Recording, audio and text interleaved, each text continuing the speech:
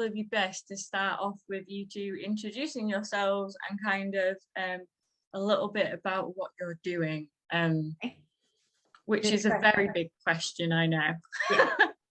Yeah. Would you like to start? With me, or talk about you? No, you talk about you. Oh, right. Okay. Oh, my favourite subject. No. So I wrote books for around about 30 years for Disney, and 20 years. How old am I? You're not that old. But you did start when you were about 15. I started when I was 15. Yeah, so I was writing a long time for Disney and Hodder and Penguin and people like that. And basically, I've always wanted my own publisher, but I write serious fiction. So my rights have been owned by other people for years and years and years. And my agent was Ed Victor, who was one of the biggest agents in the business. Sophie Hicks as well, Ed Victor. And so while all this has been going on, I haven't really owned any of my rights. So recently I got all of my rights back for all of my World Series with Hodder and Disney and people like that. 30 plus books. I've always hated my book covers. My old ones. Yeah, I can. It's an honesty thing. It's great. I've always hated my book covers, and I assumed I used to have quite a good relationship with various fantasy authors. Terry Pratchett was my idol, and he got me into writing in the first place. You were in an anthology with him. Yeah. So and I think a lot of authors assume you have a lot of power at publishers to say things like, I don't like that cover, a sort of almost like a veto. It doesn't work like that. No. And every time a new book would come out, whether it was a Hodder or Disney or Penguin, whoever, I would get the cover and I'd just like, oh, that's just so not how I saw it. Mm. And there's one series in particular that I've always loved and I've always wanted to redo and revisit and rewrite a bit more, which is the Illmore Chronicles. Yeah. And we finally found an amazing cover artist. I know you can't see it very well there. Yeah, the cover's not massively visible there, but we found an amazing cover artist. So now I get the chance to launch all of my books again. Mm-hmm. The only problem is I don't know anything about publishing beyond writing the books. So that's where I'm trying to go. So I've always loved reading, loved books. I was a bookseller at Waterstones for a number of years when my children were small.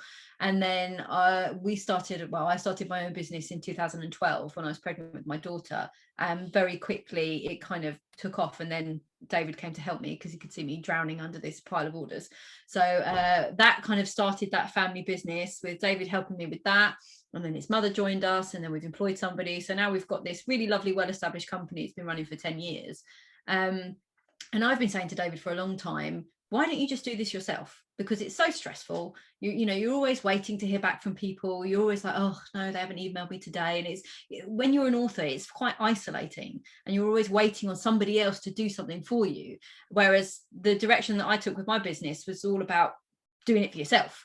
So I said to him, why? I know it's a big publisher and everything else, but if you give them an idea and they go, oh no, we've got too many of those, or we've got too many of that type of book at the moment, or this is not for us now, but it's really good, that kind of thing. It's quite demoralizing. So I said to him, if we start our own publishing company, one, we can republish all of your old work so that it's available again, and also it's available in ebook, which some of them have never been available in ebook, and also in Audible, and they've never been available in Audible because when they first came out, it was back in 2004. So there were CDs, but not Audible. So I said we can do it all again, and we can, target it at a brand new audience of kind of YA, teen up to adult, whereas originally it was more the sort of 9 to 12 market, which we always felt was not quite right because the writing is quite intelligent and it's also quite political, sort of hidden under a layer of humor. So a lot of that goes over the kids' heads. And when you read the reviews for his previous series, it's all adults saying, oh, I've read this, I really loved it, but I don't really think this is a series for kids. So we were like, well, we can address this and we can kind of try to fix all of those things that we felt weren't quite right the first time around. So I'm trying to use my love of books and my kind of business know-how to drive the business side of the publishing house, which I have to say I'm loving. And David is obviously doing all the creative stuff, but you found yourself wearing lots of different hats that you wouldn't normally have to wear if you were dealing with a traditional publisher, haven't you? Yeah, so I hated working for the big publisher. I got asked a question a lot, which is, what's it like to work for the world's biggest publishers but not be one of the biggest authors? And I've always compared it to those relationships you're in where you start getting ghosted. So nobody says you're dumped, but you realize it's always you asking if you want to go for coffee, or you asking if you want to do stuff. Nobody says anything, but slowly you're sort of pushed out. So it's been amazing to actually be able to talk about books and produce books and have dialogues with authors. And I've spoken to so many more authors now who want to go indie and they want to do more stuff themselves. And we've got quite a lot of plans for Kingsbrook moving forward. For us, because obviously lots of people go down the self-publishing route and there's absolutely nothing wrong with that. But for us, we just felt that it was important to actually establish it as a publishing company. We can release David's back catalogue. We can obviously look at any new stuff he writes. But the hope is that if we can make the business profitable and successful, that we can then start to look at other authors. And because, you know, we know firsthand how, you know, difficult it can be to get published and get your work seen and everything like that. So if we can make this work and we can make it successful, then we would love to be able to open our doors in the next couple of years to other indie authors. And so that's why we wanted to set up an actual publishing company. Plus there were business reasons for doing it as well, because it does open other doors. So for example, I nominated our company for a book award. I think it's an independent publishing award or something. I just put us forward as a nominee. Don't expect to get nominated, but you know, it means that all of the independent bookshops will consider the title and whether or not it could, you know, be in the running for this shortlist.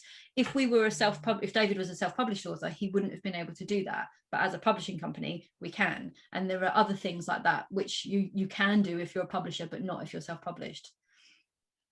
Yeah, definitely. I suppose I'd love to know what kind of one job that you kind of, one part of what you do now that when you first started or first had the idea that you just didn't realize would be a job that you'd have to do as part of running.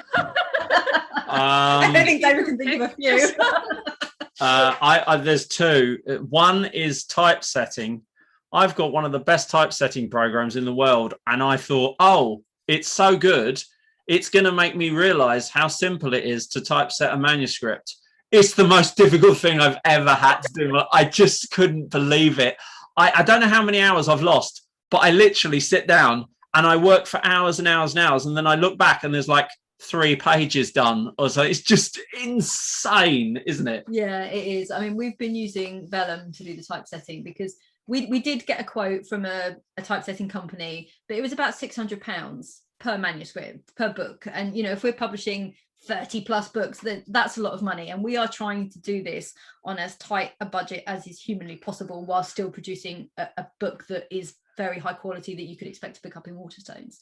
So we looked at the cost of the typesetting, and then we found Vellum, and we were like, well, let's, you know, you can typeset the whole book and you don't have to pay for it until you're actually ready to press the button and print it. So let's give it a go. So you I'm really stingy. So when I looked at the quotes, I was like, oh yeah, what, £600 to typeset a book? I think I can handle it for later on. I don't know how many hours I've spent, but it's probably thousands of pounds worth of hours sitting there tapping a key, moving things around. Yeah. And this is working from an established book, so I've even got something to lean on. It's not like it's so we've got all the original manuscripts, and they thankfully were already edited, so that's one thing we haven't had to worry about, although we still found a few mistakes, didn't we, going through. And the other thing is Audible. When you record you record an audio book, I had no idea that every time your stomach rumbles, or worse still, you fart while you are recording an audio, the whole thing's destroyed. You can't remove it.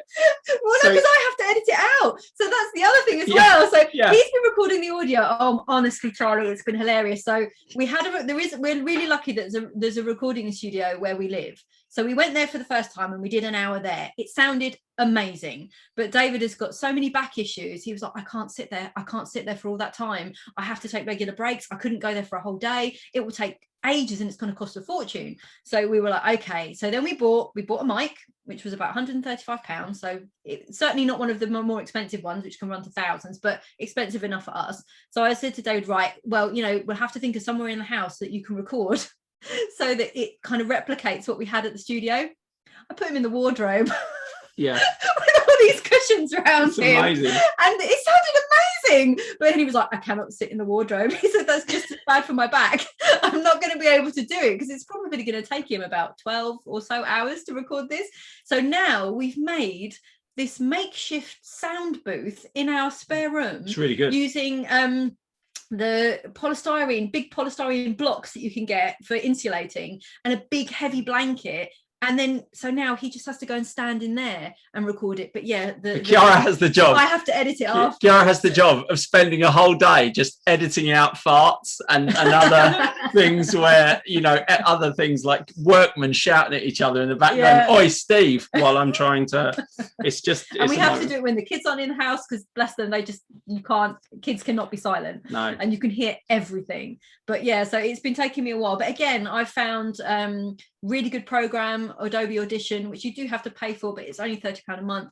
Absolutely spectacular at being, every time he like swallows or takes a breath, I can cut it out. And it's just, so I'm confident that we're going to be able to produce something, because you do have to pass the Audible standards in order for them to do it. I'll be absolutely crushed if we get there and they say no. But there are so many technicalities, like, oh, the voice range has to be between this decibel and this decibel. So I'm saying to him, don't shout into the microphone. Watch the little thing at the side for the colors, like step back if you're gonna like. It's so stressful. Loudly. It's so stressful. There is so much that goes into it. But again, we looked around for voice actors, and that can be upwards of £700. And and I think your voice sounds nice, but you know, thanks. You're welcome.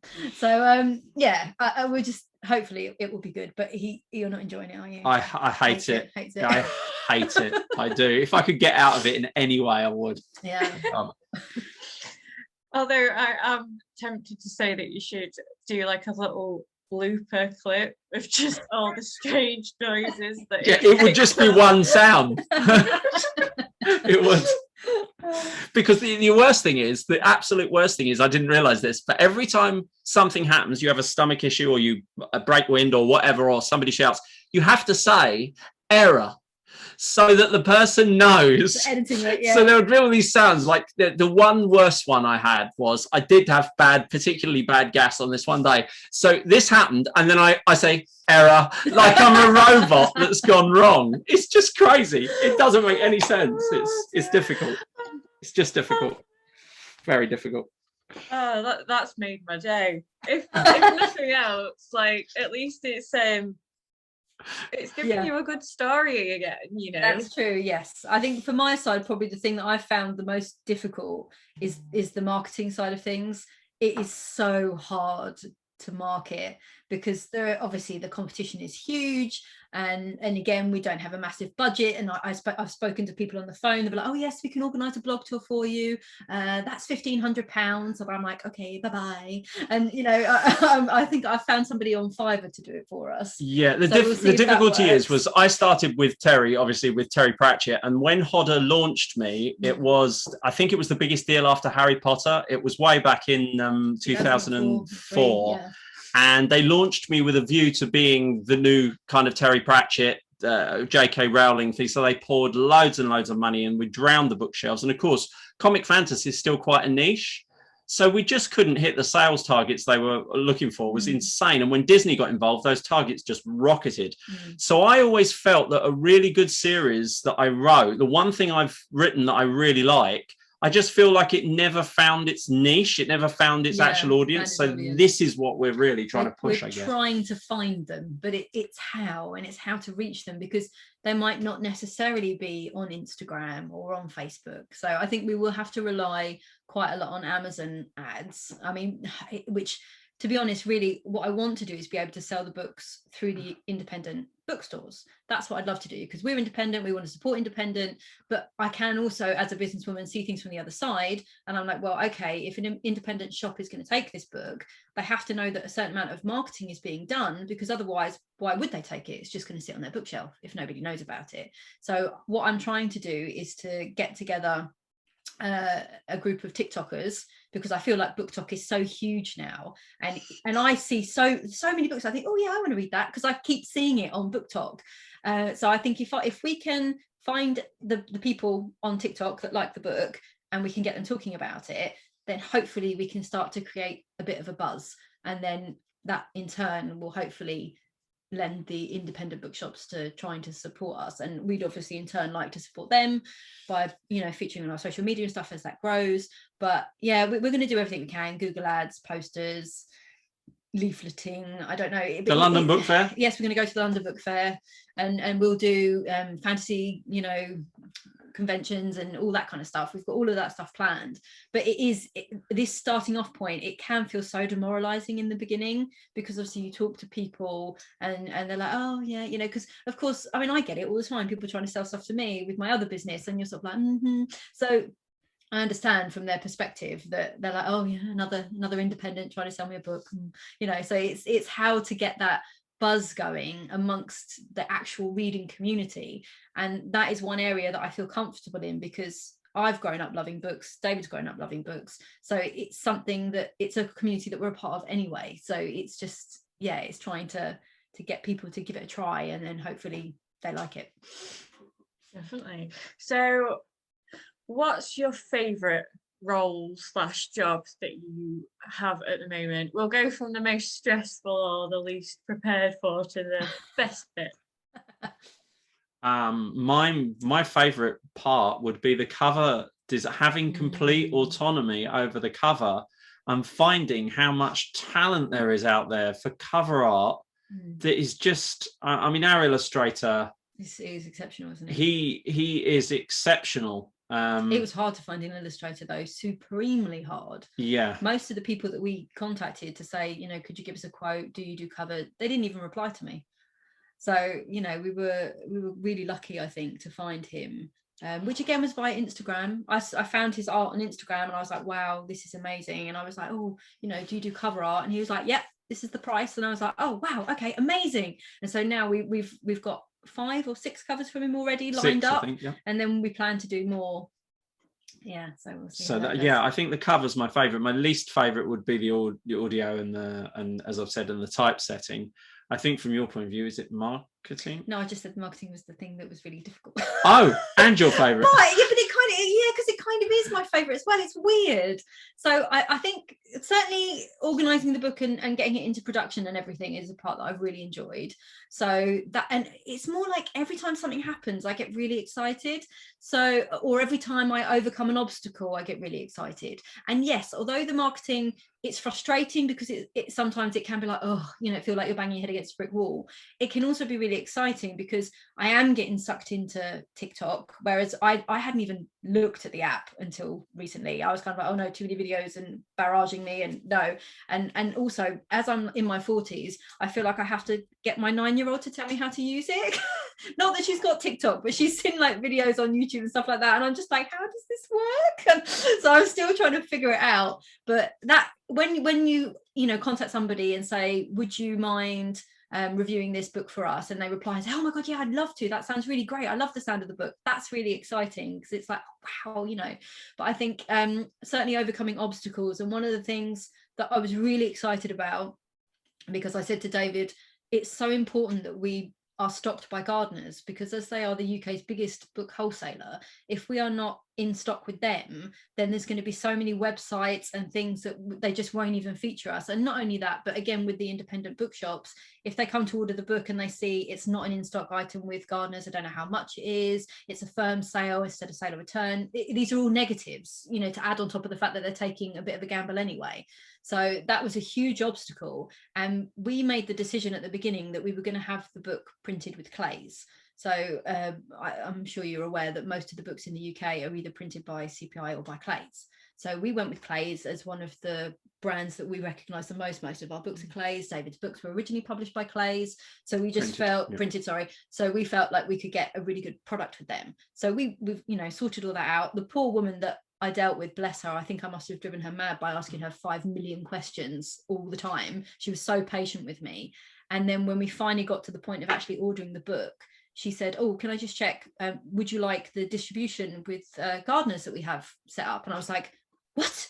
I was like, what do you mean? She said, oh, well, we've we've spoken to our independent publishers, and one of their huge obstacles is distribution. So we have a distribution agreement with Gardeners. So as you're having the book printed with us, you will automatically get distribution with Gardeners. And that was just like a huge I think that's moment, something that maybe lots of independent publishers don't know, is that if they pay for the book to be professionally printed instead of just giving it to Amazon or whatever, if they pay for it to be professionally printed, does come with that distribution arm, which is huge. Yeah, because getting now into the bookshops. The book is listed on bookshop.org, which it wouldn't have been otherwise. It's on Blackwell's, it's on Foyle's, it's on Waterstones, it should be going on WH Smith, it's on Amazon as a pre-order now, whereas before it couldn't be, and I was like, why is this not working? Oh, it's driving me mad. But now you can pre-order it on Amazon, and that is purely from that distribution arrangement, which, had we not have printed the book with Clays, I'd already spoken to them, and they were like, well, you have to sell X amount of books, and then we look at your marketing and blah blah blah blah blah, and it's hard.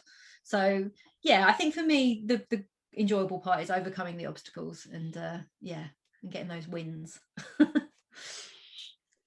Definitely. I mean, I think that's the best part of doing and working on something yourself. It's those coming to the obstacles, not the greatest part, but like when you finally kind of get over it, it's like, oh wait, I did a thing, like it's happening, I've done the thing.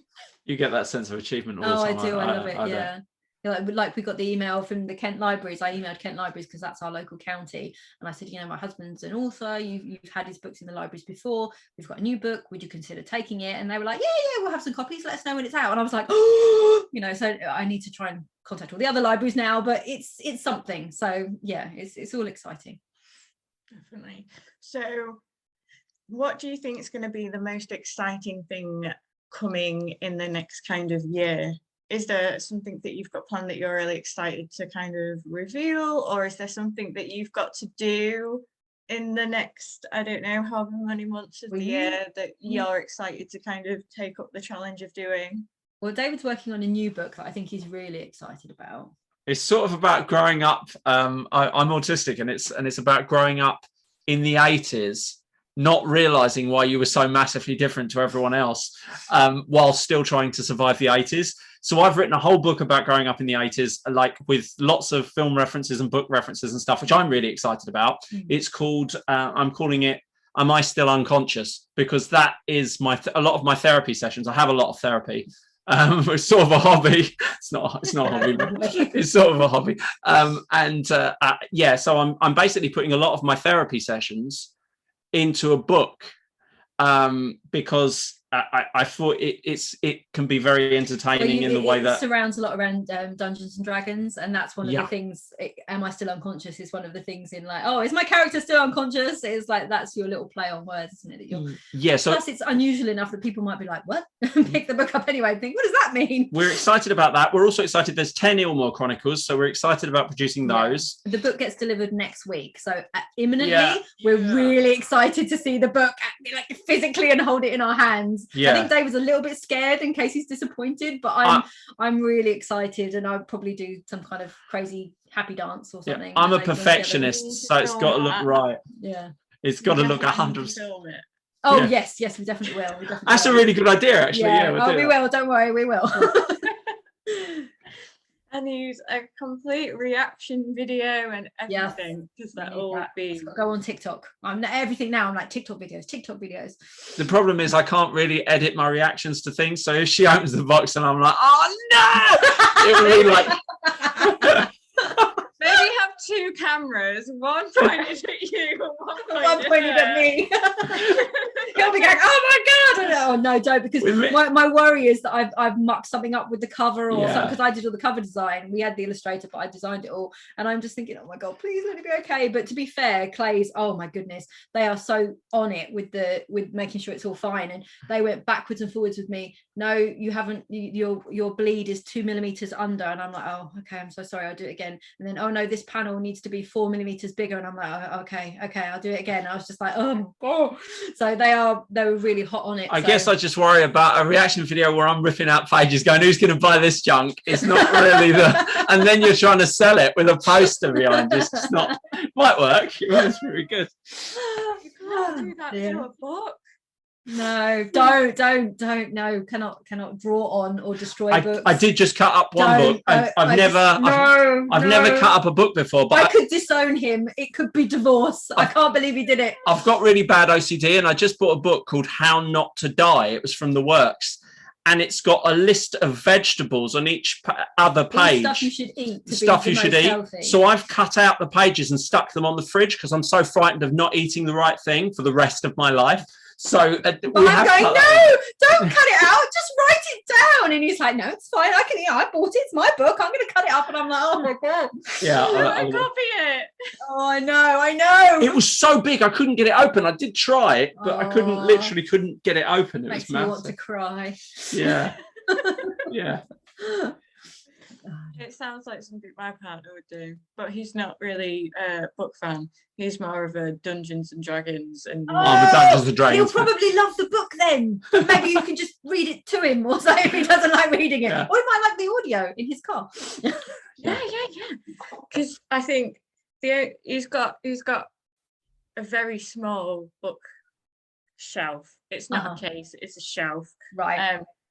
And he's got the Critical Role ones. Yes, they're amazing. See, he knows. I quite enjoy watching Critical Role. It's fantastic. And the Amazon, the thing they just brought out on Amazon Prime. Yes, really popular. It's really, really popular. It was so good though. Yeah, it is. It is. I knew it was going to be a hit. You've got those graphic novels that you read, haven't you? Is it Knights of the Dinner Table? Is that? Oh, Knights of the Dinner Table is amazing. Yeah, that's role playing as well. He imports those from America, and they're all role playing kind of comics and stuff. Yeah, they're fabulous. But yeah, really like them. It's really good. They're great. So that kind of covers most of what I wanted to ask you. Do you want to tell us a little bit about the first book that has come in? I can clearly see on the 31st of March. 31st of March, yes, that is it. Right, so Shadow of the Shapeshifter is basically so I'd written 3 Illmore books and they're done really well, but I wanted to do a trilogy to as a kind of detective murder plot but set in a fantasy kingdom.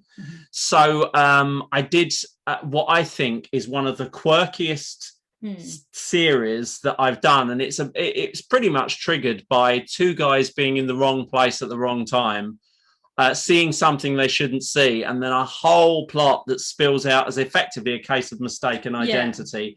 It's a sort of cross between The Man in the Iron Mask and Sherlock Holmes, but set in a comic fantasy city. David does tend to parody characters, so the main characters in this book are kind of like a parody of Sherlock Holmes and Dr. Watson, but yeah, all I mean, I've now read the book about 5 million times.